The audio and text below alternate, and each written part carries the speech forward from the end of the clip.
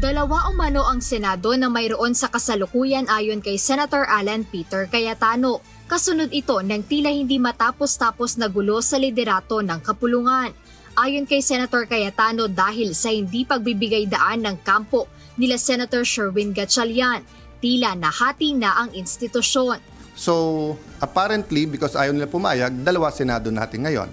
You have the Senate of the Philippines and you have the Senate of Malacanang. Dahil dito, nagkaroon din umano ng dalawang bersyon ng Senate Blue Ribbon Committee. So, yung Senate of Malacanang had a hearing kanina and you have two Blue Ribbons Committee.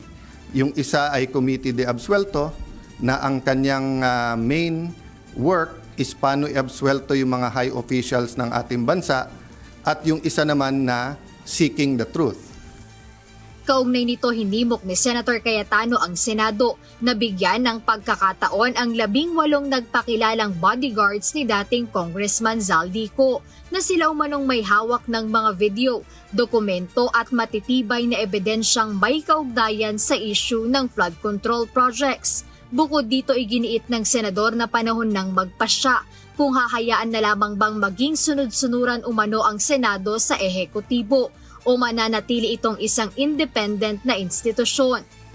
So as a nation, we have to decide whether the Senate will be under the thumb of Malacanang.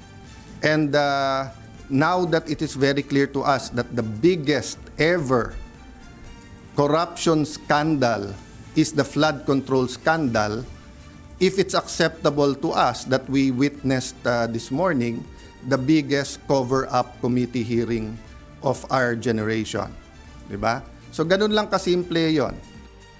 Muli namang iginiit ng mambabatas na hindi lehitimo ang mga ginagawang pagtatalaga ni Senator Gatchalian sa mga staff ng Senado. Sa kabila nito sinabi ni Senator Cayetano na handa siyang mag-bend backward para hindi umano maipit sa gulo ang mga empleyado ng Senado tulad ng sapasahod.